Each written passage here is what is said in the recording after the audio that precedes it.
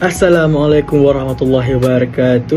Nama saya Mat Syazrin bin Muhammad Yusri dengan nombor matrik 20233913. Nama saya Ani Arazi bin Rumaizi bernombor matrik 20111105. Assalamualaikum warahmatullahi wabarakatuh. Nama saya Nikmah Rafiqah binti Asmanuddin, nombor kad matrik 20178226. Nama saya Muhammad Alif Najri bin Saril, nombor matrik 2028307. Kumpulan kami akan membentangkan tajuk analisis penggunaan implikator dalam komunikasi harian. Baiklah, sebelum kita mulai pembentangan ini, izinkan saya untuk menyampaikan serangkap pantun. Melayang serindit di atas permatang, merebah berkicau di hujung muara. Pemanis kata selamat datang, awal bismillah pembuka bicara. Baiklah, saya akan memulai pembentangan ini dengan apa yang dimaksudkan dengan implikator. Implikator merupakan konsep yang penting dalam ilmu pragmatik, iaitu konsep implikator percakapan yang telah dimajukan oleh H.B. Grice. Implikator juga merupakan satu ujaran yang menyiratkan sesuatu yang berbeza dengan yang sebenarnya diucapkan. Dengan kata lain, implikator ini ialah ujaran yang dikemukakan secara tersirat. Implikator juga adalah satu maksud, keinginan atau ungkapan dengan hati yang tersembunyi. Konsep implikator ini digunakan untuk menerangkan perbezaan yang sering terdapat dalam perkataan yang sering kita ucapkan dengan apa yang diimplikasikan, iaitu implikator. Sebagai contoh, menurut pendapat Brown dan Yule, dalam istilah implikator digunakan untuk menerangkan apa yang mungkin diartikan, disarankan atau dimaksudkan oleh penutur berbeza dengan apa yang sebenarnya mereka ungkapkan. Oleh itu, dapat disimpulkan bahawa implikator percakapan adalah sebahagian daripada ilmu bidang pragmatik yang lebih mengkhususkan kepada makna implisit berbanding makna harfiah dari sudut percakapan seharian kita. Itu sahaja daripada saya. Saya akan serahkan pembentangan ini kepada saudara pembentang seterusnya. Terima kasih saudari Nik atas pengenalan sebentar tadi. Saya akan melanjutkan video ini dengan dapatan kajian.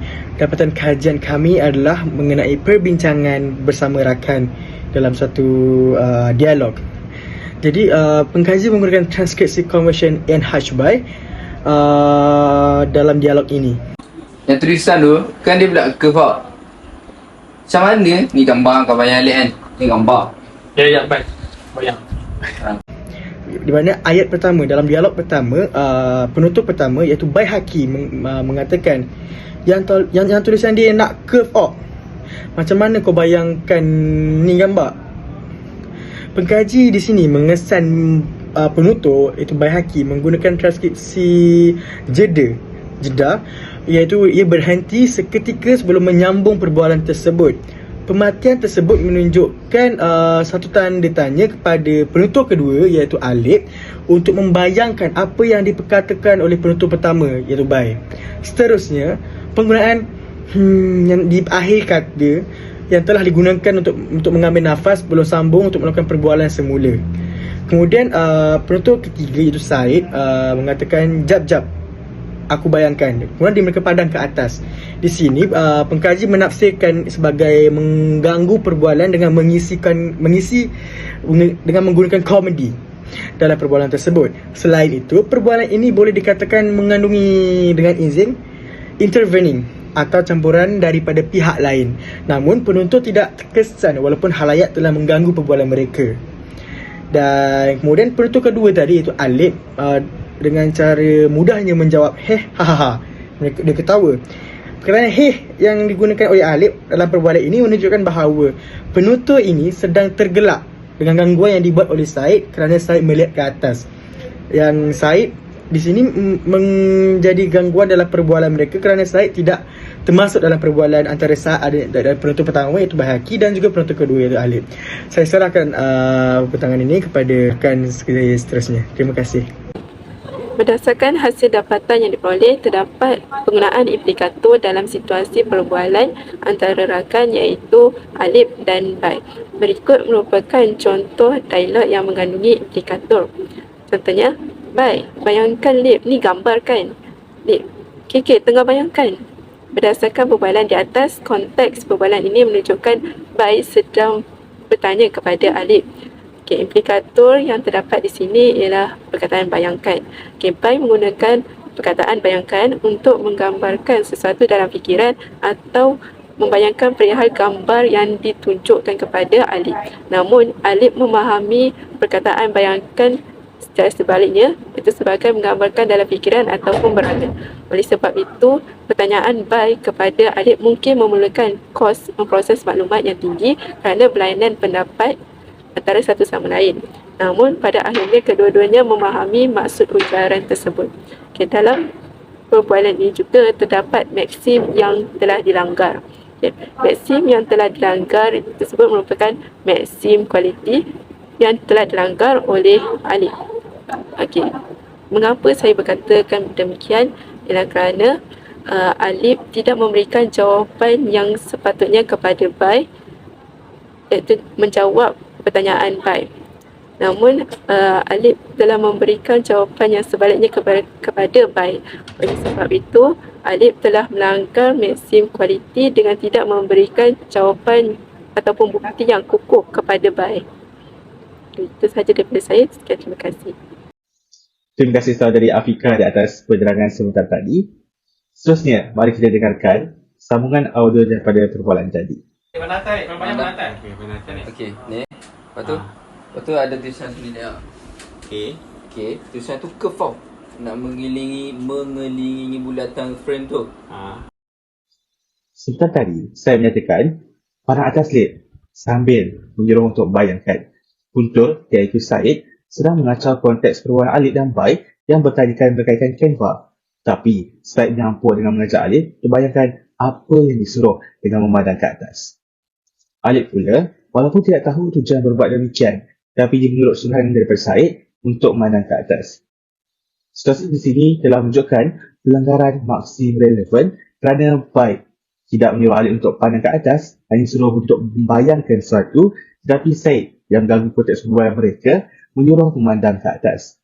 Menurut Grice, maksim relevan memerlukan penonton memberikan maklumat yang saling berkait. Jadi, situasi tersebut telah melanggar maksim relevan. Baiklah, kita teruskan kepada pemberitaan seterusnya. Buat tulisan tu nak gerak macam ni. Macam ni. Pusingkanlah Canva tu. Macam mana nak pusing Canva tu? Itulah ada word je tu boleh gerakkan kan macam kalau pusing betul. Tapi aku lupa. Kan dia Mana? boleh pusing tu.